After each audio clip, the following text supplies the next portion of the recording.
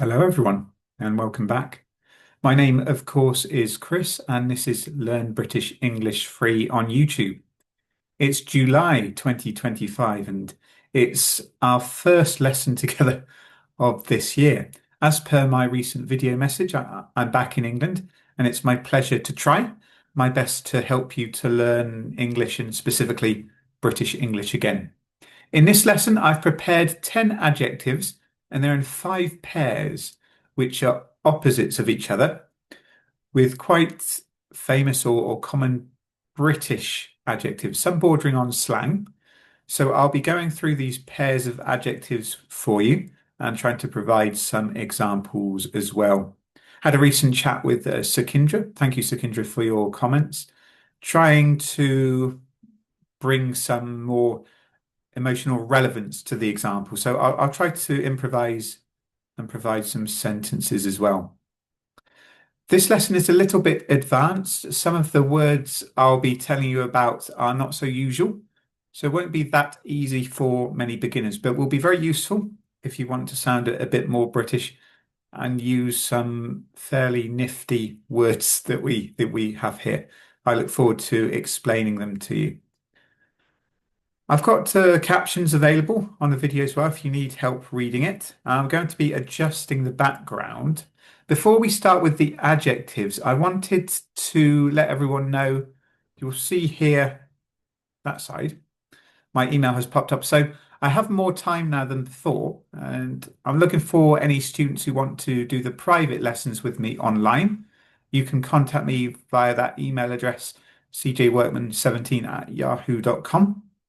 I can teach you online one-to-one if you want. The price normally starts around £25 per hour. So if you or anyone you know needs some help with that, please do put them in touch with me by email first and we can arrange something.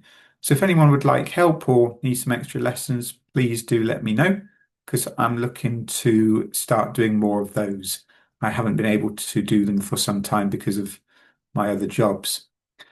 That's enough of that. Let's get on with the main material today and the adjectives that I want to share.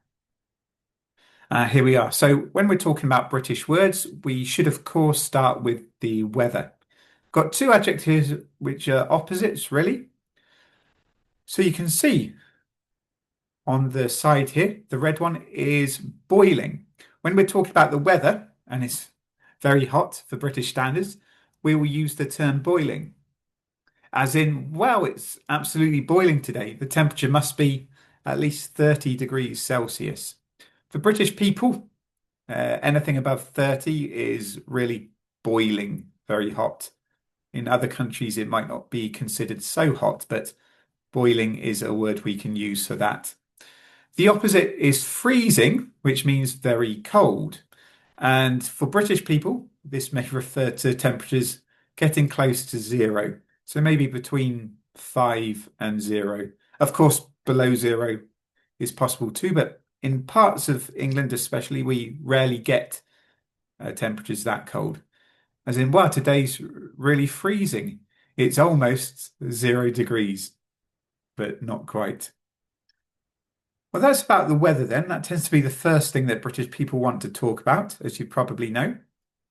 Let's look at something different. So I've prepared some more unusual or less common ones.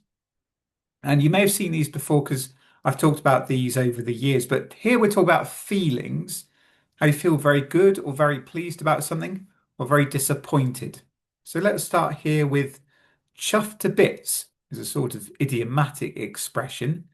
When something really good has happened, you're feeling very pleased. You say, wow, I'm chuffed to bits, or someone else is chuffed to bits. You can say chuffed as well, which lessens the impact somewhat, but chuffed to bits has quite a strong positive meaning. As in, I'm chuffed to bits as I've got the grades I needed for my exams. I can go to the university that I chose, for example. If we're not feeling so good, then we can talk about being gutted, very disappointed. As in, oh, my best friend didn't get the grade she needed in the exam and she's going to have to go to a different university. So she will be gutted. very disappointed. Right, those are two pairs we've completed so far. What's next? How to talk about the general quality of things. These two words could refer to anything really. Food, weather, of course, uh, sporting performances. Something is very bad in a variety of senses. British people often say, "Oh, that's rubbish." As in, my football team didn't do too well last night. They lost the match and they were pretty rubbish, to be honest. A word which is the opposite of that, you may not be too familiar with, is smashing. You can see here in the blue box. And it might sound strange because smashing has different meanings, of course, but we want to explain that something's really good here. As in, well, you did everything that I expected with these tasks. You really did a smashing job. It was very good. Well done. So rubbish and smashing are two words that describe the quality of things. Again, words which are not so familiar, perhaps. We're talking about the intelligence of people. These words might be useful because they're not too rude or direct. Let's say you know someone who's very clever, very smart. You can call them sharp, as in, oh, my friend's son is a sharp lad. I think he's going to do well in his studies throughout his life. He's sharp, he's clever, or very clever. The opposite of that, diplomatically, we can say not so clever, could be daft, as in my friend's one of my other friend's sons isn't doing so well in his exams, and he can be a bit daft at times. But if he concentrates more, he'll be okay. So be careful with this one because it's not so polite. I was trying to prepare a more polite example, maybe, but I think you can get the meaning and what I'm getting at. The final pair then that we need to look at today are a couple which are a bit tricky to explain, so I'll try my best. Uh, These again approach slang terms more. We want to talk about things or people who are reliable or not, or maybe you can trust. So let's think about solid. He's a solid friend, means you can trust him, he's reliable, seems like a good person. So solid can be used in this way to describe a person or a thing or something which seems generally good or reliable. The opposite of that is dodgy. Dodgy is negative, of course, it means not reliable, maybe suspicious, either in terms of a thing or a person. As in, oh, what's he doing over there? He's looking a bit dodgy. He might be up to something. Or, I don't think I'm going to be able to play today. My leg's a bit dodgy. I don't want to risk it. The meaning is that my leg hurts or might have some sort of injury, so it's not reliable. I shouldn't play the game or the sport. Well, there we are, everyone. I hope that was okay. We've looked at 10 adjectives in total today, which have a very British theme to them. And I hope that you found it useful and it was clear enough.